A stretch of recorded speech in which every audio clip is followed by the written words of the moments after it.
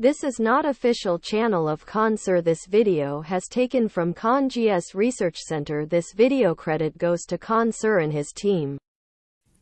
जय हिंद। आप सभी को शिक्षक दिवस की ढेर सारी शुभकामनाएं। आपके, हमारे या दुनिया के कोई भी इंसान हो, उस सबके जीवन में सफलता का सबसे बड़ा अगर किसी का हाथ होता है तो वो उसके शिक्षक का होता है। हम सभी के जीवन की जो सबसे पहली शिक्षक होती है वो हमारी माँ होती हैं। वो हमें ही सबसे पहले अक्षर ज्ञान वगैरह सिखाती है। सबके सफलताओं में शिक्षक का, अलग अलग शिक्षकों का हाथ होता है। वो नर्सरी से लेके हमें पूरे हायर एजुकेशन तक पढ़ाते हैं। आज के दिन हम अपने सभी शिक्षकों को हाथ जोड़कर नमन करते हैं जिन्होंने हमको इतना पढ़ाया लिखाया, जो आज हमको काबिल बनाया। उन सभी शिक्षकों को हमको कहते हैं। बहुत सारे शिक्षक हमारे बीच हैं और हमारे बहुत सारे शिक्षक अब इस दुनिया में नहीं है। भगवान उन्हें स्वर्ग से भी ऊपर बैकुंठ धाम में स्थान दे, जिन्होंने बहुत ही लगन से, मेहनत से पढ़ाया था। वो दौर जब हम लोगों का था तो एक शिक्षक के प्रति बड़ा एक डर रहता था। जैसे स्कूल या कॉलेज के ग्राउंड में टीचर्स को देख लेते थे, डर जाते थे लोग। बट आज के वक्त में हम देख रहे हैं धीरे धीरे इस चीज का नैतिक पतन होते जा रहा है। भारत में शिक्षकों की या शिक्षा की बहुत पुरानी परंपरा, ये हमें विश्व गुरु कहा जाता है। अब आप कहेंगे सर ये विश्व गुरु का मतलब क्या होता है, ऐसे ही भारत को विश्व गुरु क्यों कहा जाता है? तो आप एक एग्जाम्पल से समझिए। हमारे तत्कालीन राष्ट्रपति उस समय के 94 में डॉक्टर शंकर दयाल शर्मा थे। 1994 में डॉक्टर शंकर दयाल शर्मा भारत से आधिकारिक दौरा पर ओमान गए। ओमान की राजधानी मस्कत पर जब हमारे राष्ट्रपति डॉक्टर शंकर दयाल शर्मा का हवाई जहाज लैंड किया तो ओमान के जो किंग थे, वहां के राजा, वो कभी किसी को रिसीव करने एयरपोर्ट पर नहीं जाते। ये प्रोटोकॉल मतलब नियम कानून होता है। किसी देश के राष्ट्रपति वगैरह नहीं जाते जब तक कोई बहुत खास मेहमान नहीं आ जाता। और लेकिन वहां पर किंग जो है वो प्रोटोकॉल तोड़ दिए। और अमूमन अगर कोई प्रोटोकॉल तोड़ के आता भी है तो वो रिसीव करने के लिए नीचे खड़ा रहता है और राष्ट्रपति खुद उतर के आते हैं। लेकिन ओमान के राजा के, यानी ओमान के किंग के साथ ऐसा नहीं हुआ। हमारे डॉक्टर शंकर दयाल शर्मा अभी हवाई जहाज में बैठे ही थे तो ओमान के किंग सीढ़ियों से चढ़कर खुद गए और डॉक्टर शंकर दयाल शर्मा को उनके सीट के पास से जाकर रिसीव करके उन्हें लेकर आए थे। जब ड्राइवर्स और बॉडीगार्ड ने उनको कहा गाड़ी में बैठे तो वहां के किंग ने ड्राइवर को हटाकर खुद ड्राइव किए थे डॉक्टर शंकर दयाल शर्मा के गाड़ी को, हमारे राष्ट्रपति साहब के। और उन्हें इतना इज्जत दिया गया था जो इससे पहले ओमान में किसी विदेशी गणमान्य को ऐसी इज्जत नहीं मिली थी। जब मीडिया वालों ने उनसे पूछा कि आखिर शंकर दयाल शर्मा में ऐसा क्या खास है जो आपने इतने सारे प्रोटोकॉल्स तोड़ दिए, आज तक किसी राजा या किसी देश के प्रधानमंत्री राष्ट्रपति को इज्जत नहीं मिली। तो ओमान के किंग ने कहा कि जब मैं स्टूडेंट था और भारत में पढ़ाई कर रहा था तो उस समय पुणे में जब उनकी पढ़ाई चल रही थी ओमान के किंग के, तो डॉक्टर शंकर दयाल शर्मा वहां पे उनके शिक्षक थे, वो वहां पे प्रोफेसर थे। तो उनका कहना था मैंने किसी राष्ट्रपति या प्रधानमंत्री को वो इज्जत नहीं दिया, बल्कि मैंने अपने गुरु को यह सम्मान दिया। उन गुरु के लिए मैंने इतने सारे प्रोटोकॉल तोड़े। इसलिए भारत को विश्व गुरु कहा जाता था। प्राचीन काल से आज तक बहुत सारे लोग भारत में आते हैं, शिक्षा लेकर और बड़े बड़े पोस्ट पर पहुंचे हैं। उसके बाद से अभी तक कई सारे राष्ट्रपति, प्रधानमंत्री अलग अलग देशों के ओमान में गए, लेकिन उन्हें जो प्रोटोकॉल के तहत ही एक सम्मान मिला, वो सम्मान आज तक किसी को ओमान के किंग द्वारा नहीं मिला जो हमारे शंकर दयाल शर्मा जी को मिला था। हमारे शिक्षक हमको एक टीचर के साथ साथ एक दोस्त, एक गार्जियन की भी भूमिका में रहे। हमारा लाइफ का सपना था कि हम फौज में जाएं। हमने एग्जाम भी दिए थे, एनडीए वगैरह कई सारे डिफेंस के लिए। लेकिन मेरे साथ एक गड़बड़ी था कि मेरा हाथ टेढ़ा था, ये एंगल वगैरह बहुत ज्यादा मेरा हाथ टेढ़ा है। तो मेडिकली अनफिट होने की वजह से हमारा फाइनली सिलेक्शन नहीं हो सकता था। हम काफी फ्रस्ट्रेट हुए थे कि हम क्या कर सकते हैं। तो हमारे टीचर ने मजाक मजाक में कहा था कि तुम एक काम करो, तुम दूसरे को पढ़ाओ, तुम्हारा हाथ टेढ़ा है तो क्या हुआ, दूसरे का करियर सीधा कर दो। टीचर्स ने हर वक्त में मोटिवेशन किया, चाहे कहीं पे भी, स्कूलिंग लाइफ में कभी मार्क्स खराब आ जाना, कभी इस सब में, तो टीचर्स हमेशा सपोर्ट में किए। एक बार हमको याद है कि ग्रेजुएशन में बीएससी में थे हम, मेरे मार्क्स बहुत ही खराब थे। ग्रेजुएशन 49% था। इतना कम बहुत खराब होता है, ये तो एक नॉर्मल से भी लड़कों का भी इससे ज़्यादा ही आता है। मार्क्स बहुत कम आए थे, हम टेंशन में हो गए थे वहाँ पर। तो उन्होंने कहा टेंशन क्या लेते हो, लाइफ में टॉप करो, स्कूल या एग्जाम में टॉप किए ना किए कोई फर्क नहीं पड़ता है यहाँ पर।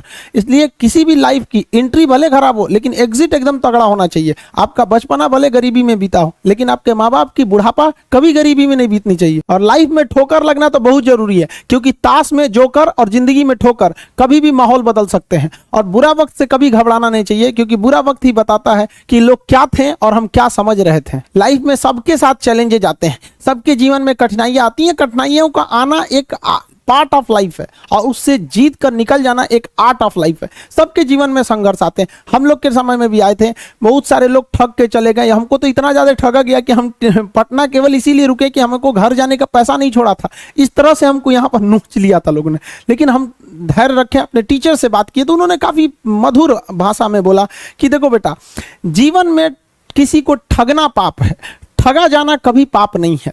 तो तुम्हें कोई ठग रहा है तो ये उसकी गलती है, जीवन में तुम किसी को मत ठगना, क्योंकि हम किसी भी इंसान के सीसीटीवी कैमरे से बच सकते हैं, लेकिन जो ऊपर वाले ने सीसीटीवी कैमरा लगाया है उससे कोई नहीं बच सकता। इस देश में कुछ ऐसे लोग हैं ना जिनको अपने बारे में मतलब नहीं है, लेकिन दूसरे के बारे में टांग वो ज्यादा लगाएंगे। उन लोगों से कहते हैं भाई दूसरे के ऊपर पीएचडी करने से बेहतर है खुद के ऊपर ग्रेजुएशन कर लो, ज्यादा अच्छा रहेगा। हमको एक बार 22 मई को रिपोर्ट ऑन खान सर पूरा ट्विटर पे ट्रेंड कर दिया, आप लोगों ने देखा होगा, अजीब सा माहौल बना दिया उन लोगों ने। कीजिएगा, वक्त जब बिगड़ता है तो गूंगे भी बुराई करने लगते हैं, जब लोग बराबरी नहीं कर पाते तो पैरों के नीचे खुदाई करने लगते हैं, लेकिन ऐसे लोग ज्यादा देर तक टिकते नहीं हैं, सारे लोग खत्म हो जाते हैं।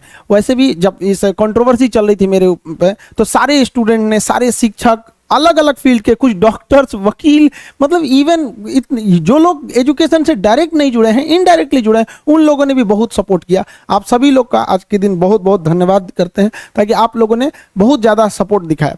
टीचिंग में क्या है कि भाई देखिए, बहुत हम सब की टीचर्स की अलग अलग कोचिंग्स हो सकती हैं, अलग अलग सब्जेक्ट हो सकते हैं, बट सबका ध्येय, सबका उद्देश्य एक ही रहता है कि ज़्यादा से ज़्यादा लोगों को शिक्षित किया जा सके, ताकि हर इंसान अपने फील्ड में आगे जा सके और व्यक्तिगत रूप से देश की भलाई में बहुत सारा काम कर सके। ऐसा नहीं कि किसी जगह पे सुधार की कोई गुंजाइश नहीं होती, हर जगह कुछ ना कुछ सुधार की गुंजाइश होती है।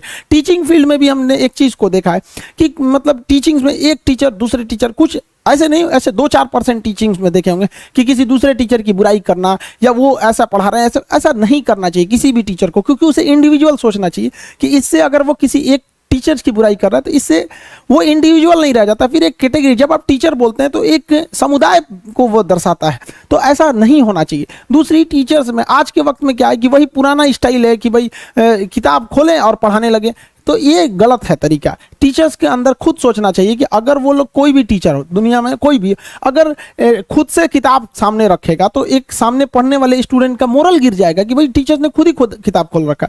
हम लोग जब पढ़ते थे तो एक चीज़ हम लोग के मन में एक चीज़ जरूर घूमता था, यार सर को इतना याद कैसे रहता है, क्योंकि हम लोग के टीचर ने कभी किताब नहीं खोला। वो अलग बात है कि आप कोई न्यूमेरिकल सॉल्व करा रहे हैं या कुछ भरवा रहे हैं तो वो एक मजबूरी है, बट जब समझाने का वक्त हो, एक फ्लो का वक्त हो, तो उसमें नहीं रखना चाहिए।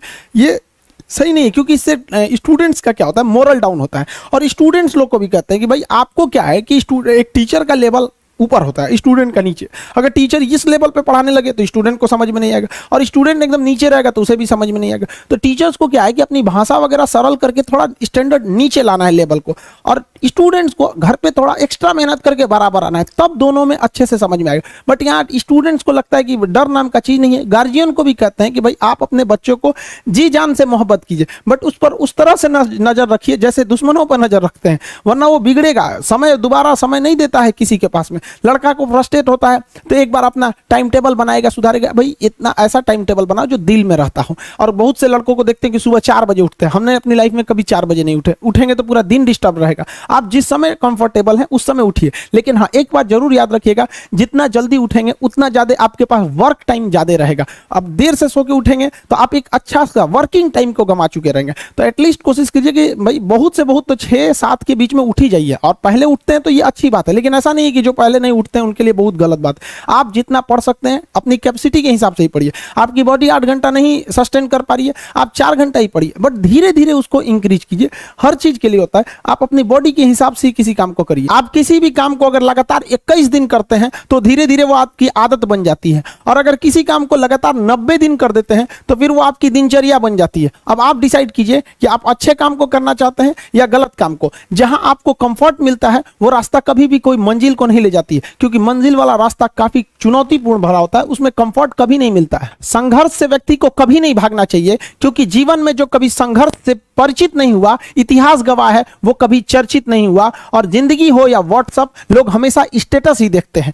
जीवन में संघर्ष का आना बहुत जरूरी है, क्योंकि फूलों की हिफाजत कांटे ही करते हैं, माली तो बहुत बाद में आता है। और रिकॉर्ड वो तोड़ते हैं जिनके रगों में खून नहीं बल्कि लक्ष्य पाने के लिए जुनून दौड़ता हो। याद रखिएगा, जिस समय आपका किस्मत साथ न दे, समझ समझ जाइएगा कि आपकी मेहनत आपका साथ देगी। किस्मत एक लिफ्ट की तरह होती है, कभी भी धोखा दे सकती है, लेकिन जो मेहनत होती है वो सीढ़ियों की तरह होती है। चढ़ने में तो थकान देगी लेकिन कभी आपका साथ नहीं छोड़ेगी, आपको अपने मंजिल तक पहुंचाएगी। और बुलंदी पे चढ़ने के बाद आपको घमंड नहीं बल्कि एक सुकून मिलेगा कि मेहनत जरूर किए लेकिन अपनी मंजिल तक जरूर पहुंचे। स्टूडेंट लाइफ की सबसे बड़ी खराबी किसी चीज को कल पे टाल देना। आज टीचर्स ने पढ़ाया, कल रिवाइज करेंगे, आज लिखे कल इसको सॉल्व करेंगे।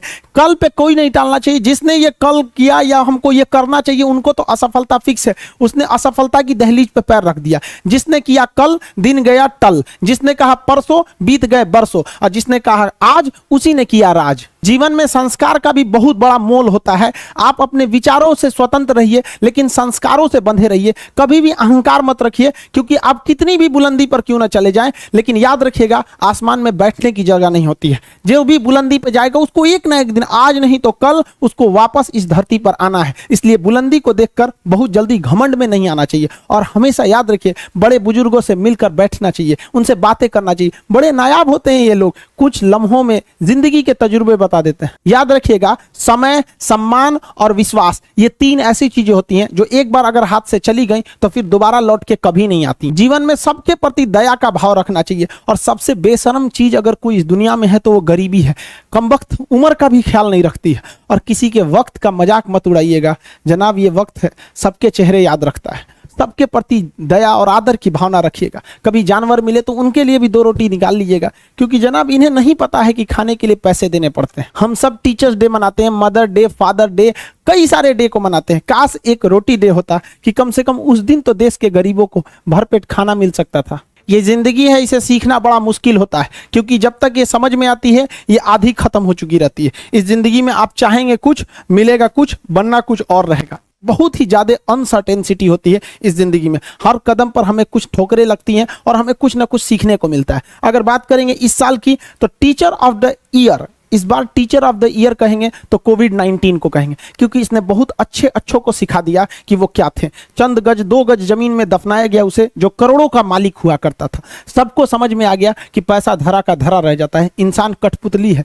इसलिए मिल बांट कर रहिए, जितनी जिंदगी है एक दूसरे से संपर्क में रहिए, एक दूसरे के दुख में सुख में भाग लीजिए। किसी के सुख में जाइए या ना जाइए लेकिन दुख में जरूर साथ दीजिए, क्योंकि अपने वो नहीं होते हैं जो तस्वीर में साथ हों, अपने वो होते हैं जो तकलीफ में साथ देते हैं। इस बार इस कोरोना ने बहुत सारे लोगों को, अपनों को खोया। शायद ही कोई ऐसा गांव होगा जहां अपनों ने नहीं, अपने किसी अपनों को नहीं गंवाया हो। तो उन सब की आत्मा को भगवान शांति दे, उनके परिवार के लोगों को यह हिम्मत दे कि वो इस दुख की घड़ी को निपट सके, इससे जल्दी से बाहर आ सके। और जितने लोग हैं जो अभी कोरोना भी पूरी तरह से खत्म नहीं हुआ है, वैक्सीनेशन को बहुत तेजी से करें ताकि ये जनजीवन पूरी तरह से अपनी पटरी पर आ पाए। देखिए, बहुत सारे लोगों का कहना है कि कोरोना ने उनका बिजनेस बर्बाद कर दिया, उनका आय का साधन बर्बाद कर दिया, परिवार उजाड़ दिया। हम इस बात को मानते हैं, लेकिन याद रखिएगा, जिसके पास खोने के लिए कुछ नहीं होता है उसे हराना असंभव होता है। अब याद रखिए, अब आपको जिनको ने बहुत ज्यादा संघर्ष देखा उन्हें हराना मुश्किल होता है, क्योंकि झूला अगर बहुत पीछे जाता है तो याद रखिएगा वो बहुत आगे का भी सफर करता है।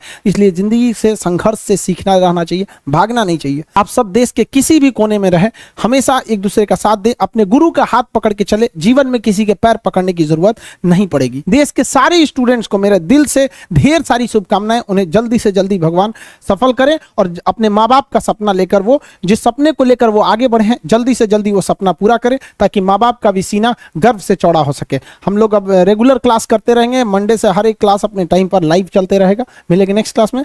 जय हिंद।